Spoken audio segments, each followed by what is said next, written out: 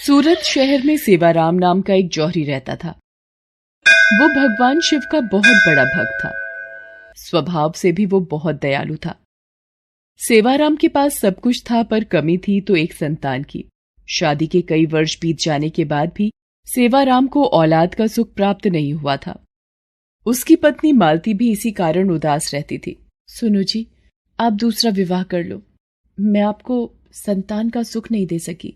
मालती, तुमने आज ये बात कह दी, पर दोबारा मत कहना। तुम मेरी अर्धांगिनी हो। हम इस दुख को मिलजुल कर बांटेंगे और मुझे विश्वास है एक दिन भगवान शंकर हमारी संतान की इच्छा जरूर पूरी करेंगे। सेवाराम का विश्वास था कि भगवान शंकर एक दिन उनकी इच्छा जरूर पूरी करेंगे। श्रावण मास शुरू हो चुका था। सेवाराम ने अपनी पत्नी मालती से कहा, मालती, मेरा मन है कि हम लोग एक बार बाबा बर्फानी की गुफा के दर्शन करके आए। बाबा अमरनाथ की यात्रा करके उनका दर्शन प्राप्त करने से मुझे विश्वास है कि भोला भंडारी तुम्हारी झोली खाली हाथ नहीं लौटाएंगे। हम अमरनाथ की यात्रा पर चलते हैं। ठीक है जी, मैं जाने की तैयारी कर लेती हूँ। सेवाराम और उसकी पत्नी अमरनाथ की यात्रा के लिए निकल पड़ते हैं। रास्ते में जगह जगह वो दान पुण्य करते हुए जाते हैं। बाबा अमरनाथ की यात्रा के रास्ते में जितनी भी लंगर कमेटियां दिखती हैं, सेवाराम वहां यात्रियों की सहायता के लिए किए जाने वाले इंतजामों में अपनी मदद देता है, खूब दान करता है। उसे सच्ची भक्ति थी कि बाबा भोलेनाथ उसे खाली हाथ नहीं लौटाएंगे। ओम नमः शिवाय का जाप करते हुए वो अमरनाथ पहुंचते हैं। मालती, कितना सुंदर और अद्भुत नजारा है। जय भोले बर्फानी। सच में अमरनाथ की गुफा में शिवलिंग के दर्शन करके मन प्रसन्न हो गया। भोलेनाथ, मैं संतान सुख से वंचित हूँ। मालती की गोद में औलाद का सुख भर दो प्रभु। मैं बड़े विश्वास के साथ आपके दर्शनों को आई हूँ। भोले बाबा, मेरी सोनी गोद भर दो। हे भोलेनाथ, आप अपने परम भक्त की संतान प्राप्ति की इच्छा क्यों नहीं पूरी कर रहे? ये लोग सच्ची भक्ति का फल आपसे मांग रहे हैं। देवी पार्वती, मैं भी चाहता हूँ अपने भक्तों को उनकी इच्छा अनुसार वरदान देकर उनकी पूजा और विश्वास को सफल बनाऊं। पर सेवाराम को जो पुत्र प्राप्त होगा उसकी पिछले जन्म के कर्मों के कारण अल्पायु अवस्था में ही मृत्यु हो जाएगी। जो बालक जन्म लेगा, आखिर पिछले जन्म में उसने ऐसा क्या पाप किया है जो इस जन्म में छोटी आयु का योग है? तो सुनो देवी पार्वती, पिछले जन्म में ये बालक जो दोबारा जन्म लेगा डाकू मंगल था। लूटपाट करके लोगों को मार देना, यही इसका काम था। एक दिन, अरे लगता है कोई बारात जा रही है। इसे लूटने में बहुत धन की प्राप्ति होगी। रुक जाओ, बारात तभी आगे जाएगी जब ये सारी धन दौलत रुपया पैसा तुम मुझे दे दोगे। हमें जाने दो, ये तुम सब ये रख लो। मेरे इकलौते बेटे की आज शादी है, हमें जाने दो। नहीं पिताजी, इस डाकू को कुछ मत देना। ये लोग ऐसे ही भोले भाले लोगों को डरा धमकाकर लूट लेते हैं। अच्छा, तुझे मेरे से डर नहीं लगता? तो ये ले। डाकू उस व्यक्ति के इकलौते लड़के को तलवार से मार देता है। जितने भी बाराती थे वो भी बचने की कोशिश करते हैं, पर मंगल सबको मार देता है। आज जैसे तूने मेरे इकलौते बेटे को तड़पा तड़पा कर मारा है, मैं तुझे श्राप देता हूँ। तू भी ऐसे ही तड़प तड़प कर मरेगा। डाकू मंगल बारात को लूटकर सारा धन दौलत ले जाकर एक पेड़ के खोल में छिपाने लगता है। उस खोल में एक नाग रहता था।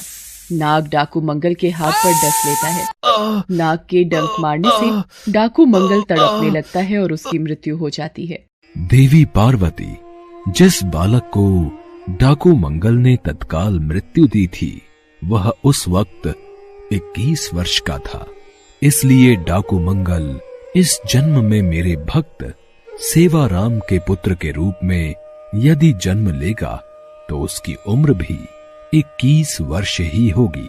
पर भोलेनाथ, आप अपने भक्त सेवाराम को भी तो निराश नहीं कर सकते। वो आप पर पूर्ण विश्वास करके ही अमरनाथ की यात्रा पर निकला है। आप उसके विश्वास को कैसे डगमगाने दे सकते हैं प्रभु? ठीक है देवी पार्वती, मैं सेवाराम और मालती की संतान प्राप्ति की इच्छा पूरी कर देता हूँ। अमरनाथ में शिवलिंग के दर्शन करके सेवाराम और मालती एक आस लेकर घर वापस आ जाते हैं। रात को सपने में, उठो सेवाराम, तुमने बड़े विश्वास के साथ मेरी अमरनाथ यात्रा पूरी की है। तुम्हारी भक्ति से मैं प्रसन्न हूं। ठीक 9 महीने बाद तुम्हारी पत्नी मालती एक पुत्र को जन्म देगी, पर वह पुत्र सिर्फ 21 वर्ष तक ही जीवित रहेगा। उसके पश्चात उसकी मृत्यु हो जाएगी। ये बात तुम्हें ध्यान में रखनी है। भगवान शंकर सेवाराम को संतान का वरदान देकर ओझल हो जाते हैं। सेवाराम की नींद खुल जाती है। वो शिव जी द्वारा बताई गई बात को ध्यान में रखता है और बिना घबराए बस प्रभु को धन्यवाद देता है। ठीक 9 माह के पश्चात मालती एक सुंदर से पुत्र को जन्म देती है। ये देखकर सेवाराम खुशी से फूला नहीं समाता। भगवान भोलेनाथ का वरदान है मेरा बच्चा, इसलिए इसका नाम भोला रखेंगे। मेरा प्यारा बेटा, मेरा भोला। धीरे धीरे भोला बड़ा होने लगता है।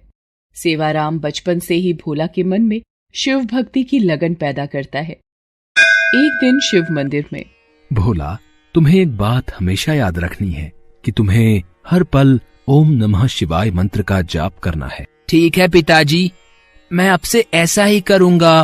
भोला हमेशा ओम नमः शिवाय मंत्र का ही जाप करता था। सेवाराम भोला के हाथों से खूब दान पुण्य करवाता, भूखों को भोजन करवाता। इसने भोला को शिव के सभी मंदिरों और धाम की यात्रा भी कराई। धीरे धीरे 21 वर्ष पूरे होने वाले थे।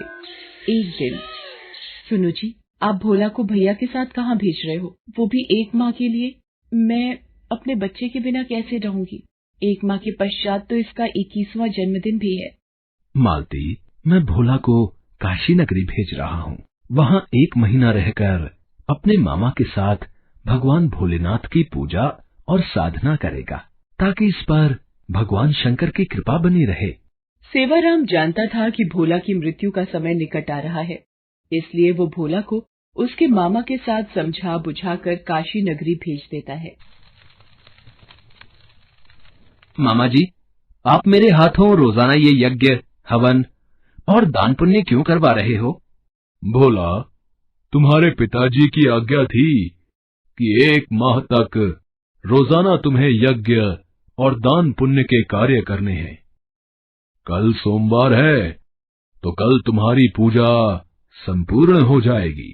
भोला की मृत्यु का केवल एक ही दिन शेष रह गया था। उस दिन सावन का आखिरी सोमवार था। भोला पूरा दिन शिवलिंग की पूजा अर्चना करता रहा। अचानक वो अपने मामा से बोला, मामा जी, मेरी तबीयत कुछ ठीक नहीं लग रही।